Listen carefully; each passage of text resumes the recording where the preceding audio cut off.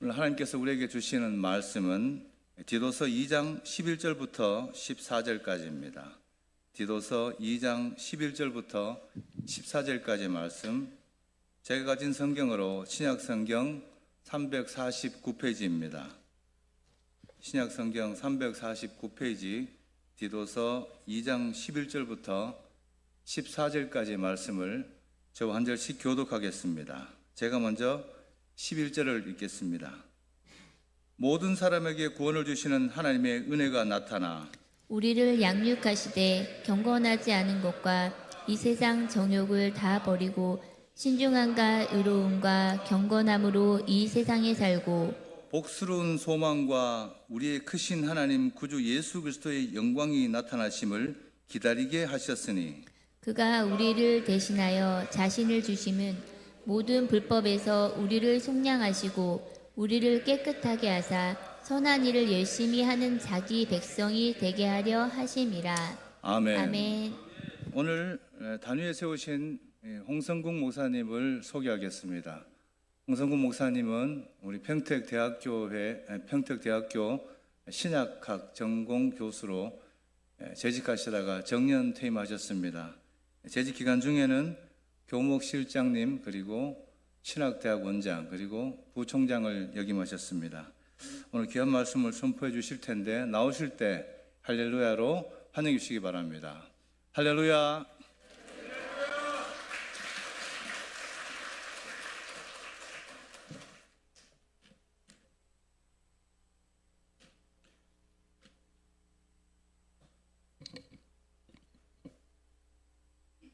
제가 이 교회에서 설교한 때가 언제냐면 2008년이에요.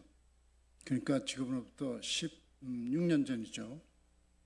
16년 동안 이 교회에서 무슨 일이 일어났는지 저는 아무것도 모릅니다. 백지예요, 백지. 그래서 설교 부탁 받았을 때 이거 뭐를 전해야 될지 전혀 생각이 떠오르지가 않아요. 그래서 여기 인터넷에서 이제 이 평택대학교를 찾아봤어요. 그랬더니 쭉 나오더라고요. 그게 보니까 금년도 표가 뭐 한국교회 모범이 되자 그거 아닙니까? 그렇죠? 옳거니 이것을 가지고 설교해야 되겠구나라고 이제 생각을 했습니다. 그래서 택한 본문이 뭐냐 하면은 디도서 2장 1절부터 14절이에요. 왜 그러면은 이 한국교회 모범이 되자 하는 것과 이 본문이 연결이 되겠냐 하는 거죠. 이유가 있습니다. 이 디도서는요, 사도 바울이 그레테 섬에 있는 교회, 거기에 이제 디도가 사역을 하는데 그 교인들이 이제 상태가 있잖아요. 교인들의 상태가 있잖아요. 그 교인들의 상태를 보고 이런 것들을 제시해야 되겠구나 해서 제시한 게 이 디도서거든요. 그런데 그 교회의 문제가 뭐냐 하면은 입으로는 하나님을 시인하나 행위로는 부인하는 자들이라는 거예요.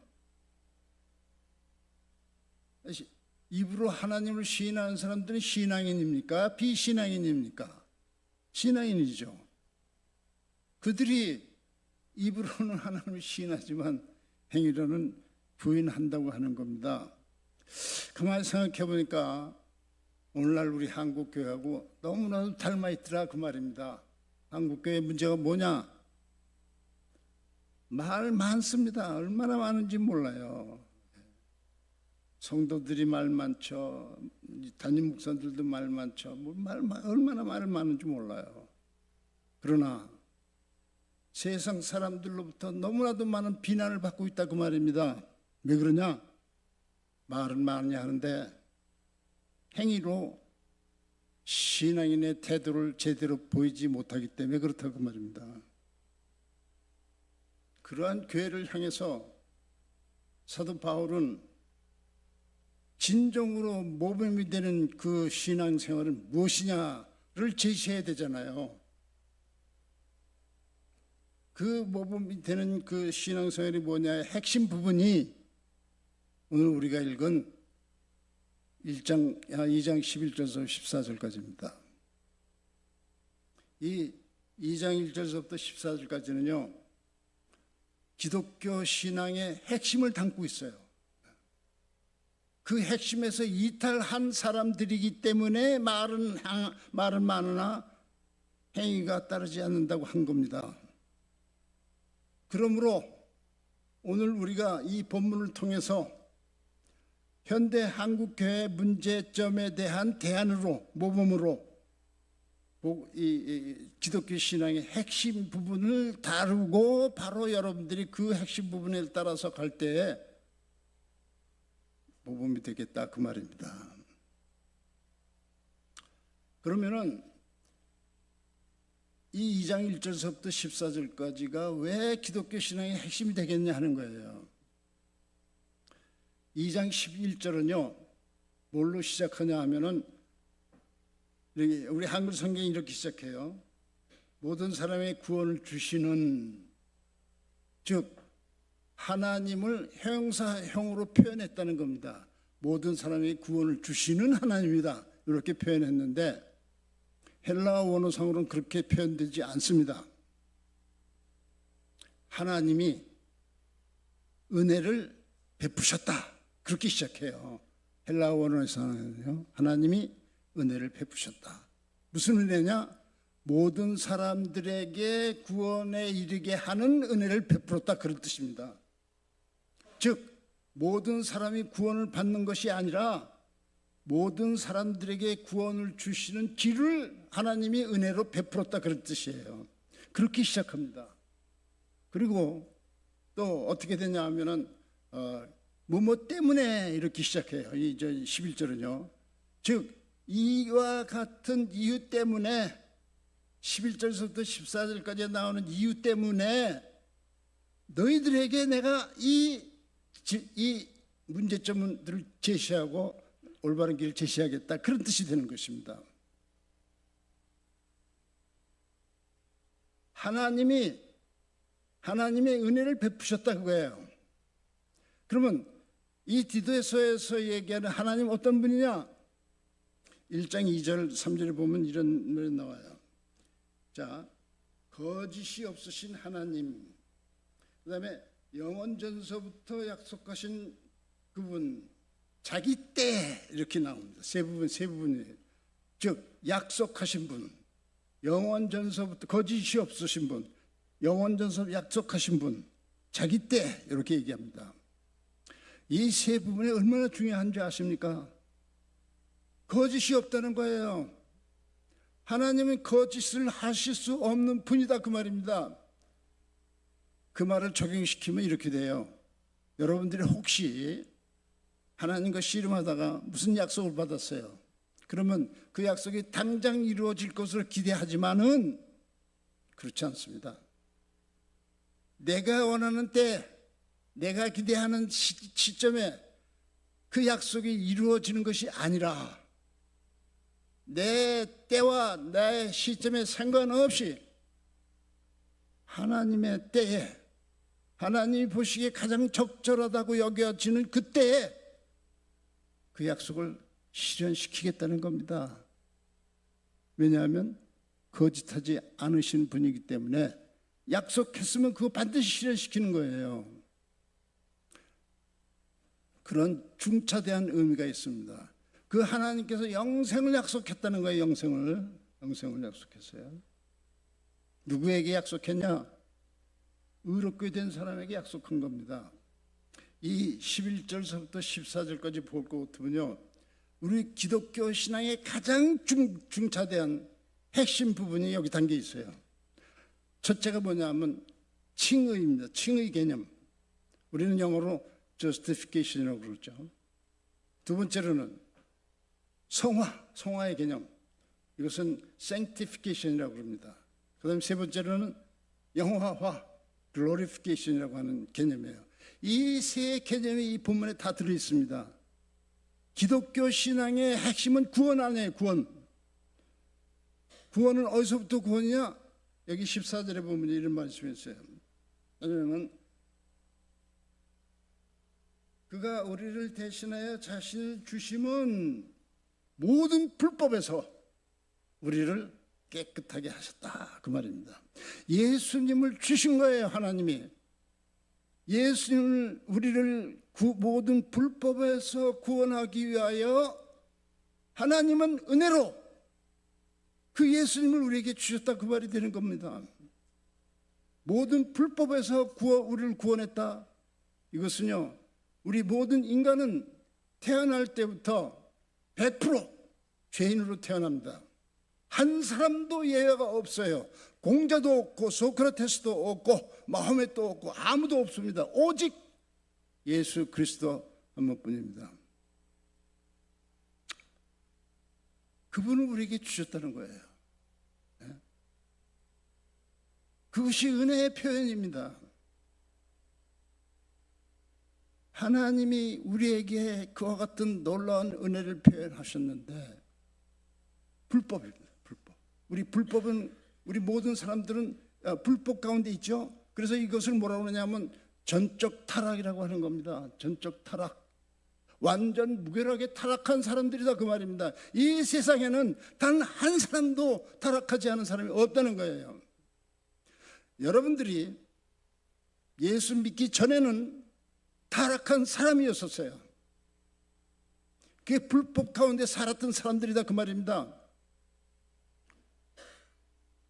그런데 그 그리스도께서 우리를 그 불법에서 깨끗하게 하셨다는 겁니다. 놀라운 사실 아닙니까? 그게 은혜입니다, 은혜.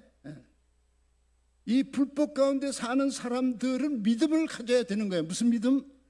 하나님이 예수 그리스도를 통해서 우리의 모든 죄를 심판하셨는데 십자가상에서 그 사건을 믿어야 되는 것입니다. 믿어야 되는데 믿음 전에 반드시 있어야 될 것이 뭐냐면 내가 불법 가운데 살았다고 하는 사실을 회개해야 되는 겁니다. 아, 나는 지금까지 하나님 없이 내가 죄 가운데서 살았었구나. 그리고 모든 불의 가운데서 살았었구나. 이것을 인정하고 하나님 앞에 인정하고 회개하는 것이 바로 믿음 전에 있어야 되는 일입니다. 그렇게 회개한 사람들이 반드시 나의 죄를 대신해서 그리스도께서 십자가에 달려 돌아가셨음을 받아들이는 겁니다. 그것을 우리는 죄로부터의 구원, 마귀의 소나기로부터의 구원이라고 말하는 것입니다. 그리고 의롭게 되는 거예요. 의롭게 돼. 즉 하나님 앞에 내가 의로운 사람처럼 나타나는 겁니다. 의로운 사람처럼 나타나서 하나님의 백성이 되는 것입니다. 여러분들 가운데 저는 몰라요. 여러분들이 어떤 신앙 상태에 있는지 몰라요. 아직 의롭게 되지 못한 분이 있다면 오늘 믿음으로 그렇게 되기를 바라는 겁니다. 마르틴 루터는요, 자기가 의롭게 되려고 얼마나 애를 썼는지 몰라요. 그래서 수도사에 썼는데 수도원의 모든 규율을 열심히 지킵니다. 캐토릭에서 얘기하는 모든 규율을 열심히 지킵니다. 그러나 마음속에 죄의식은 사라지지 않아요. 하나님 앞에 어떻게 하면 떳떳하게 의롭게 나타날까라고 아무리 애를 써도 되지 않습니다. 그러다가 로마서를 통해서 오직, 아까 저 찬송 불렀잖아요. 오직 의인은 믿음으로 살야 한 말씀을 깨닫고 종교개혁이 일어나는 것입니다. 이것이 1단계예요. 그 다음에 2단계는 뭐냐 하면요, 자 2절에 보면 12절에 보면 우리를 양육하시되 그러잖아요. 양육하셨다 하신다. 우리를 양육하시되 경건하지 않은 것과 이 세상 정욕을 다 버리고 이렇게 얘기하고 있습니다. 신중함과 의로움과 경건함으로 이 세상에 살고 이렇게 말하고 있어요. 이 부분은요, 우리는 뭐라고 얘기하냐면 신학적으로 얘기하면은 이 부분을 우리는 sanctification, 즉 성화화라고 하는 겁니다. 즉 거룩하게 되는 사건이다 이거예요. 여기 이 세상에 산다고 그랬죠. 우리는 의롭게 된 사람들도 역시 이 세상에 살지 않습니까? 이 세상에 살면서 온갖 풍파 다 겪죠. IMF가 일어날 때 우리 그리스도인들이 예외됩니까? 아니죠. 코로나가 일어날 때 우리 그리스도인들이 예외입니까? 아니죠. 다 같이 당하게 되어 있습니다. 이것이 세상에 사는 것입니다. 세상 사람들과 다를 바가 없이 사는 거예요. 그런데 우리는 뭐가 다르냐? 그들과 같은 삶을 살지 않기 때문에 다르다는 거예요. 그런데 여러분, 여기에 세상 정욕을 다 버린다 그랬잖아요. 이거 가능한 얘기입니까? 이거 불가능한 얘기입니다. 어떻게 우리가 세상 정욕을 다 버릴 수 있어요? 이게 불가능합니다.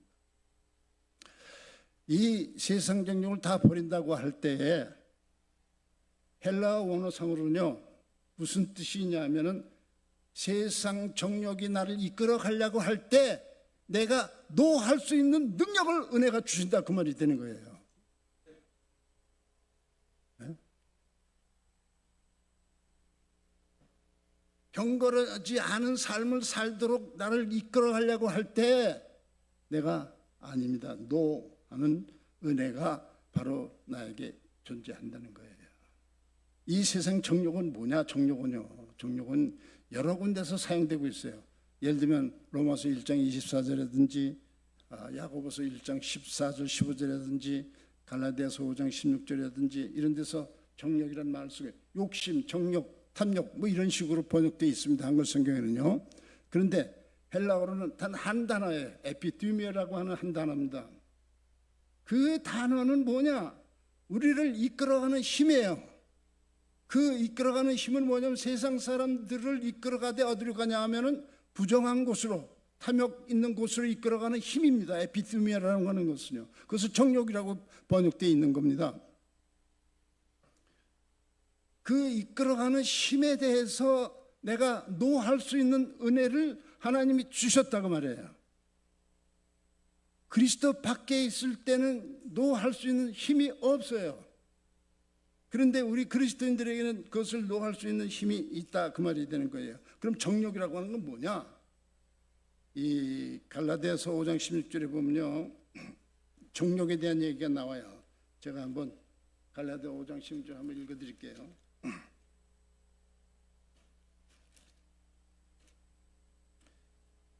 내가 이르노니 너희는 성령을 따라 행하라. 그리하면 육체의 욕심 나오죠. 이루지 아니하리라. 육체의 소욕은 성령을 거스리고 성령은 육체를 거스리나니 이 둘이 서로 대적함으로 너희가 원하는 것을 하지 못하게 하리라. 너희가 만일 성령이 인도하시는 바가 되면 율법 아래 있지 아니하리라.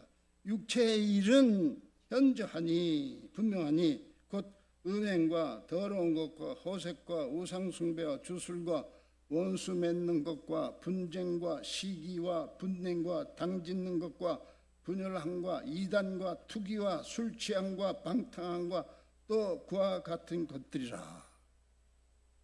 이게 육체의 욕심입니다. 의롭게 된 우리 그리스도인들에게 이중적인 성격이 존재한다는 거예요. 하나는 성령에 의해서 성령이 이끌어가는 힘, 또 하나는 육체, 과거 우리 그리스도 밖에 있을 때 육체가 있었는데 욕심이 이끌어가는 힘, 이 둘이 항상 갈등하고 있는 겁니다. 그래서 성화라고 하는 건 뭐냐? 이 육체의 욕심을 줄여가는 과정들을 우리는 성화의 과정이라고 하는 거예요. 어떻게 그것이 가능하냐? 내가 그리스도인으로 살면서 조금 전에 읽은 그런 것들, 이런 것들은 뭐냐면 보통 서로들 싸움, 우리 그리스도인도 서로 싸우잖아요, 그죠? 아니 그리스도인 부부들 서로 싸우지 않습니까? 싸움 하잖아요. 싸우고 욕하고 시기하고 다투고 별의별 일을 다 한다는 거예요. 제가 어느 교회에 있을 때 말이죠, 담임 목사를 초청하는 케이스가 있었어요. 그런데 새로 오는 담임 목사를 반대하는 사람들과 반대치 않는 사람들이 둘이서 있었어요. 예배를 열심히 봅니다. 그리고 예배가 끝난 다음에 이제 찬반 투표하잖아요. 그랬더니 찬성파들은 반대파들을 향해서 저 마귀 새끼들, 그리스도인들이 하는 짓거리입니다. 그리스도인들이 별의별 사건들이 다 터지지 않습니까? 우리 한국교회에. 왜 그러냐? 아직 성화를 다 해결하지 못했기 때문에 그렇습니다. 어떻게 해야 되냐, 해결해야 되냐? 나에게 그와 같은 육체적인 욕심이 나타나는 상태를 내가 깨닫게 될 때, 내가 의롭게 된 사람인데 이와 같은 상태가 나에게 아직도 있구나 하는 걸 깨닫게 될 때에, 그때 회개해야 되는 겁니다. 내가 아직도 이와 같은 문제 가운데 살고 있구나. 하나님, 이것을 내가 깨달았습니다. 이것을 이제 이후로는 더 이상 이 가운데 살지 않도록 도와주십시오. 이게 회개입니다. 그래야만 성령님께서 여러분들 마음속에 역사해서 그 문제를 해결해 주신다는 거예요. 이것을 우리는 믿음이라고 얘기하는 겁니다. 이것을 우리는 구원이라고 하는 거예요. 성화는 다른 의미에서 하나님의 은혜로 말미암아 주어지는 구원의 개념입니다. 그 다음에 또 한 가지가 있어요. 영화화입니다. 자, 13절에 한번 보시면요, 복스러운 소망과 우리의 크신 하나님 구주 예수 그리스도의 영광이 나타나심을 기다리게 하셨으니, 이게 소망입니다. 예수 그리스도께서 다시 재림하겠다고 하는 그 사실을 기다리고 바라는 게 소망입니다. 예수님 다시 오실 때에 우리 모든 의롭게 된 성도들은 영광 중에 들려 올라갈 것이에요. 그 영광 중에 들려 올라갈 그곳은 눈물도 없고 다툼도 없고 아픔도 없고 죽음도 없고 싸움도 없고 완전한 평화가 지배하는 곳입니다.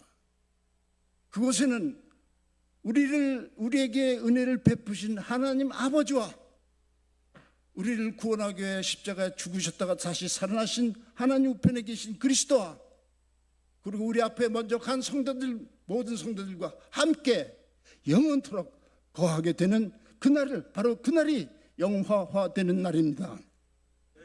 그날을 우리는 소망하고 있다는 거예요.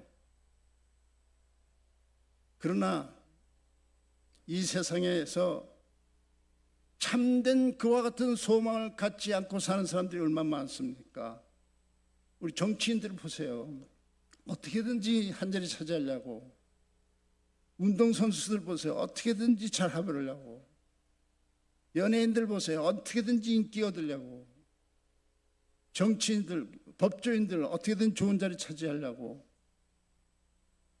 애쓰지 않습니까? 그게 소망이에요. 그들이 가지고 있는 소망입니다. 우리 성직자들도 그와 같은 소망이 다 있어요. 어떻게든지 성도수 많이 늘려서 큰 교회 만들고 큰 집에 살고 좋은 자동차 타고 그리고 떵떵거리고 잘 살려고 하는 소망, 이게 있지 않습니까? 그 자체가 잘못된 게 아니죠. 그러나 그 소망은 영원하지 않습니다. 일시적인 거예요. 일시적인 거.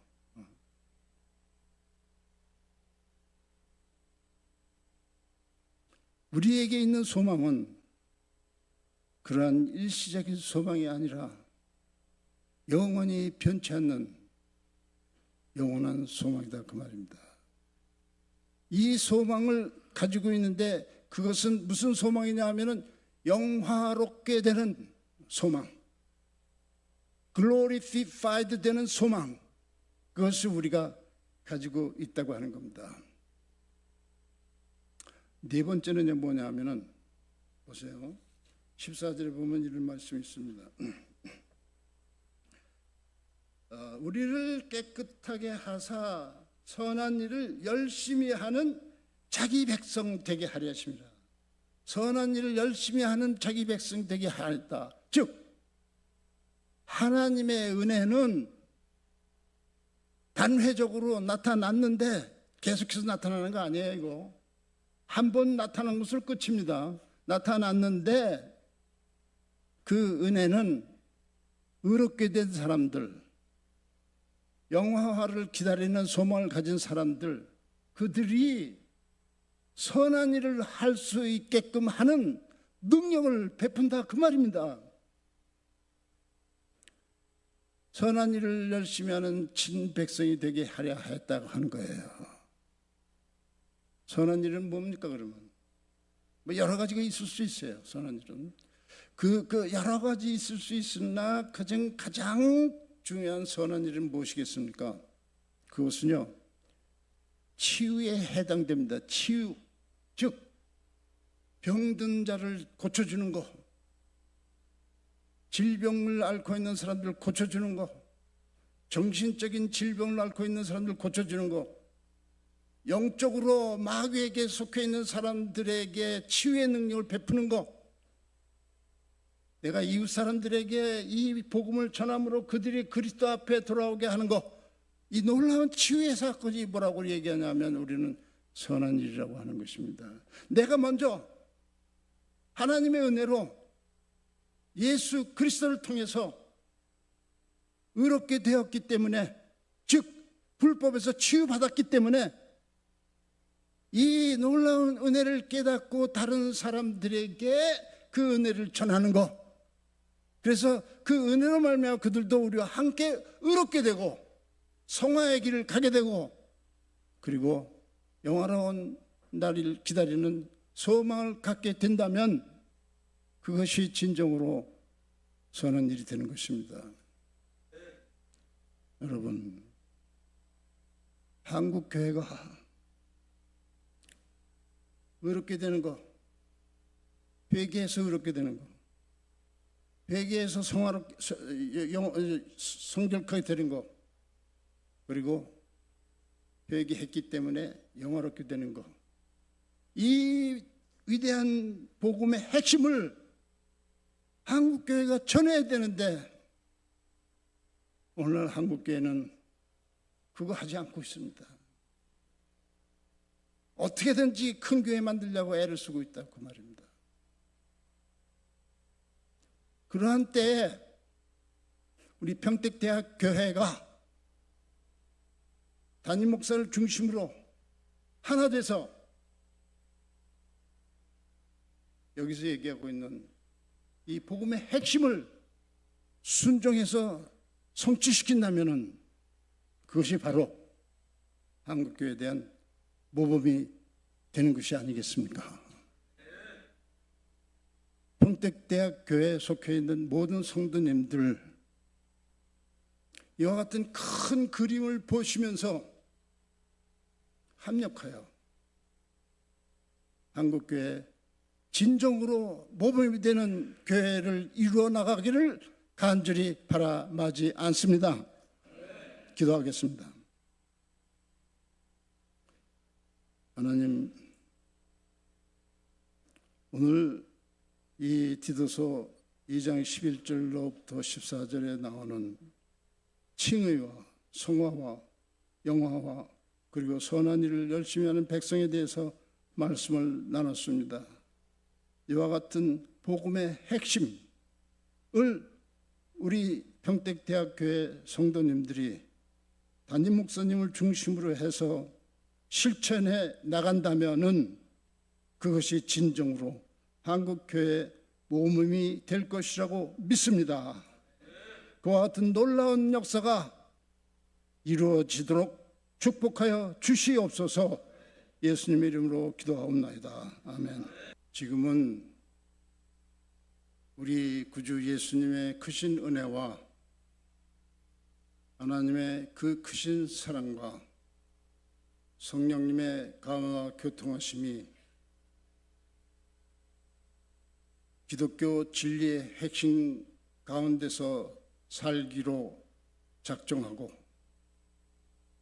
한국교회 모범이 되기로 결단한 평택대학교회 모든 성도님들 머리 위에 지금으로부터 영원토록 함께 할지어다.